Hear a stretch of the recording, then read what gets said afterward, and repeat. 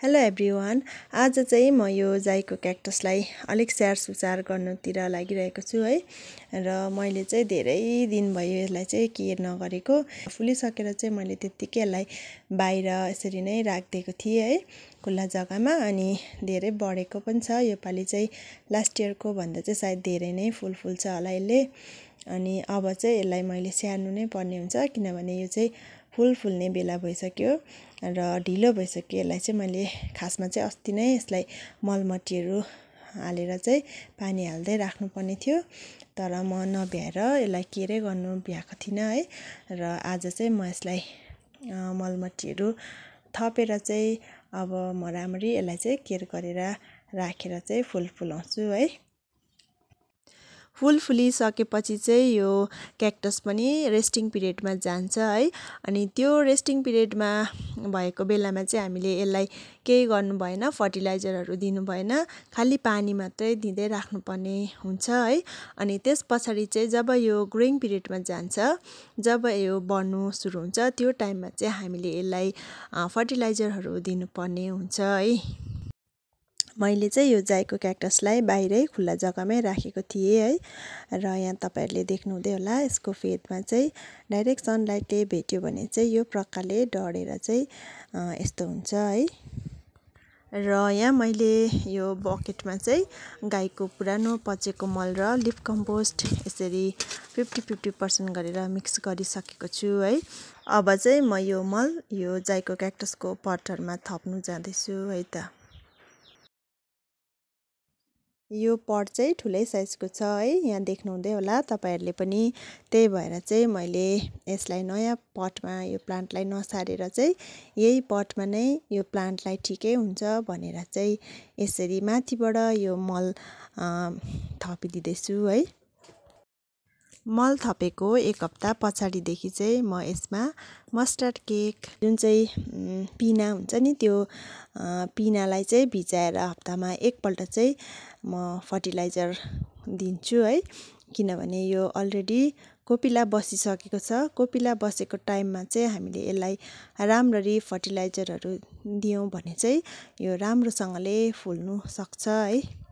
र अब चाहिँ यो फुल फुल्ने टाइममा चाहिँ कस्तो लोकेसनमा यसलाई राख्नु ठिक हुन्छ भने, यसलाई चाहिँ बिहानी पखको डाइरेक्ट घाम भेट्ने जग्गामा राख्नुपर्छ।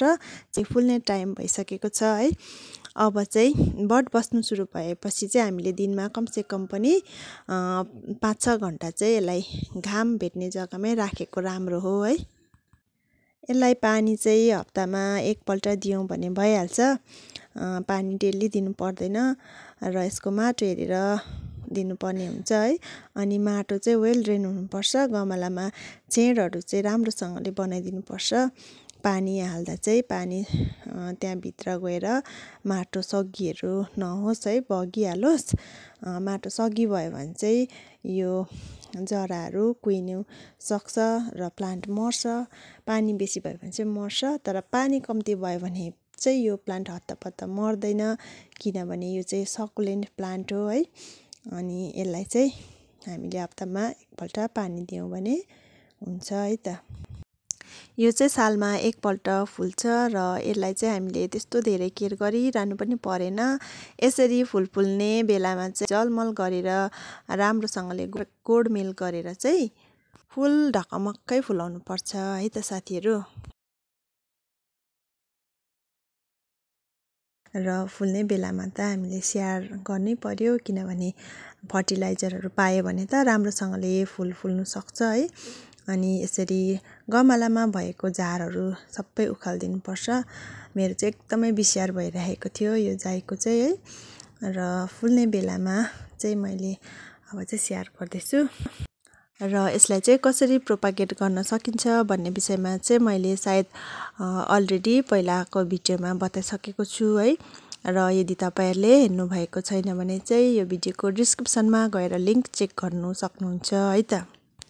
घाम पनि टन्टालापुर लागिरहेको छ र यहाँ बसेर चाहिँ म यो पटहरूमा यही प्रकारले सबै पटहरूमा नै यसरी मल थपिदिँदैछु है।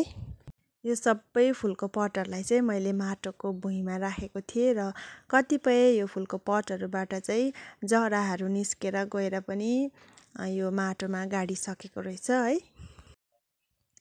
यहाँ देख्न सक्नुहुन्छ फाइनल्ली मैले सबै पटहरूमा चाहिँ मल थपिसकेको छु र हजुरहरूले मेरो च्यानललाई हेरिरहनु भएको छ अनि अहिलेसम्म सब्सक्राइब गरिदिनु भएको छैन भने चाहिँ प्लिज मेरो नेचर गिफ्ट गार्डन च्यानललाई सब्सक्राइब पनि गरिदिनुहोस् होला भन्दै आजको मेरो यो छोटो भिडियो चाहिँ म यहीँ एन्ड गर्न चाहन्छु। Thank you so much for watching.